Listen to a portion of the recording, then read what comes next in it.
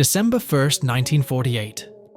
The sun rises over Somerton Beach in South Australia, bathing the sands in a golden glow. But amidst the beauty, a grim discovery awaits. A man is found dead, sitting against the seawall, his face calm, almost smiling. He carries no ID, no wallet, and every label in his clothes has been meticulously removed. Who is he? Why is he here? And why, decades later, is the world still searching for answers? This is the story of the Somerton Man, one of the most perplexing mysteries in modern history. A tale of intrigue, heartbreak, and secrets taken to the grave. Let's unravel it together. It all began on a summer morning. A couple taking an early stroll along Somerton Beach noticed a man slumped against the seawall. At first, they thought he was sleeping off a night of drinking, but as they got closer, it became clear he wasn't breathing. He wore a suit and tie, his shoes were spotless, and his hair perfectly combed. Yet there were no signs of a struggle, no visible injuries, just a sense of eerie calm. The man's posture seemed deliberate, his head tilted slightly against the wall, his legs stretched out, and his arms resting neatly by his sides. The scene looked oddly staged, almost too serene to be natural. An autopsy offered more questions than answers. The man's organs showed signs of possible poisoning, but no traces of toxins were found. His physical condition was exceptional, suggesting he wasn't a vagrant. The cause of death? Officially unknown. His face was unrecognizable to locals, and his fingerprints matched no records in Australian or international databases. Authorities were stumped, and the public was enthralled. The few items in his pockets told a peculiar story. A train ticket to Henley Beach, unused, chewing gum, cigarettes, and an aluminum comb. But what stood out most? Every label on his clothes had been carefully removed, as if he'd been erased from existence. Nearby, investigators found a suitcase believed to belong to him. Inside were more labelless clothes, tools, and a peculiar thread that perfectly matched a repair in his pants. Even stranger, a small piece of paper tucked inside a secret pocket in his trousers. On it were two cryptic words, Tamam Shud. Just when the case seemed destined for the cold files, a cryptic clue emerged. Hidden in a small pocket of the man's trousers was a rolled-up piece of paper with two haunting words, Tamam Shud. Translated from Persian, it means ended or finished. Investigators quickly connected it to the Rubaiyat of Omar Khayyam, a book of poetry about life, death, and the fleeting nature of existence. But where had this mysterious scrap come from?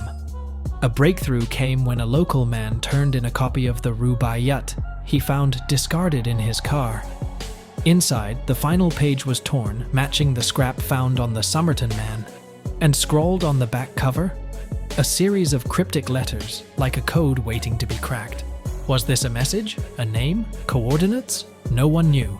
And despite the efforts of cryptographers and amateur sleuths, the code has never been definitively solved. The book also contained a phone number, traced to a woman named Jessica Thompson, who lived near Somerton Beach. Jessica, a former nurse, claimed she didn't know the man, though her reaction to seeing his photo suggested otherwise. Rumors swirled about a possible romantic connection or a shared secret. Could Jessica have been the key to unlocking his identity? Or was she, too, tangled in a web of espionage?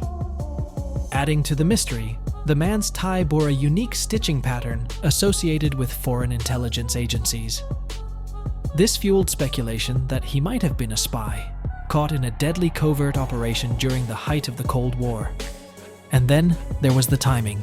His death coincided with increasing tension between global powers, a time when espionage was at its peak. Could Tamam Shud have been a cryptic sign-off for a mission gone wrong? But the intrigue doesn't end there, because as investigators delved deeper, they uncovered connections to a woman, a mysterious phone number, and the looming specter of Cold War espionage. Stay with us as we untangle the theories. As investigators traced the clues, one name surfaced repeatedly: Jessica Thompson, a local nurse. Her phone number was found in the mysterious copy of the Rubaiyat. When questioned, Jessica denied knowing the man, but her reaction told a different story. Witnesses claimed Jessica seemed uneasy, even frightened. And then there was her connection to the poetry book. Did she give it to him? Was she a lover or an accomplice? Her reluctance to answer questions only deepened the mystery. Jessica admitted owning a copy of the Rubaiyat, but insisted it had no connection to the case. Strangely, she also refused to discuss her past, particularly her time during World War II. Theories swirled. Could the Somerton Man have been a spy? The Cold War was in full swing, and his death bore hallmarks of covert operations, an unknown poison, erased identity, and a cryptic code. Some even suggested he carried state secrets. Adding weight to the espionage theory, it was rumored that Jessica had ties to intelligence circles.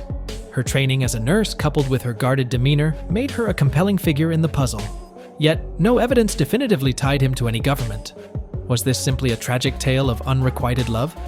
Or a meticulously orchestrated cover-up?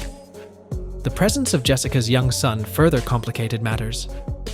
Observers noted that the boy bore an uncanny resemblance to the Somerton Man. Could he have been the key to their connection? A child of a forbidden romance? Or something even darker? Despite these tantalizing leads, Jessica maintained her silence until her death, leaving behind more questions than answers. For decades, the mystery seemed unsolvable. But in 2022, science finally caught up. Advances in DNA testing revealed the Somerton Man's identity. Carl Webb, a Melbourne-born engineer with a troubled past. Webb's identity brought answers and more questions. Why was he in Adelaide? Why did he have the Rubaiyat? And how did he die? His family's accounts suggest a life marked by heartbreak and estrangement, but no clear explanation for his final days. Intriguingly, Carl Webb's DNA linked him to a distant cousin who had no knowledge of his movements or connections. This discovery reshaped the narrative, but his motives for traveling to Somerton Beach remain elusive. Even with DNA evidence, key pieces of the puzzle remain missing. The cipher? Still undecoded. The connection to Jessica Thompson? A lingering enigma. The truth about his death? Shrouded in speculation. Further investigations into Webb's past hinted at a fascination with literature and puzzles. Could he have been the author of the cryptic code? Or was it meant as a message to someone else? Perhaps Jessica herself? The discovery of Carl Webb's identity raised another chilling question. Was his death truly accidental, or the result of foul play? A man carrying so many secrets may have made powerful enemies. And though decades have passed, the Somerton Man's story continues to captivate the world, a testament to the enduring allure of an unsolved mystery. The Somerton Man's story is one of mystery, obsession, and the relentless pursuit of answers. From a single scrap of paper to decades of investigation, his case captivates us because it reminds us how much we yearn to uncover the unknown. Perhaps we'll never know the full truth. But in the end, the Somerton Man's greatest legacy may not be the mystery he left behind, but the way he continues to challenge us to seek, question, and wonder. What do you think? Share your theories in the comments below. And don't forget to like, subscribe, and join us next time as we uncover more of the world's greatest mysteries.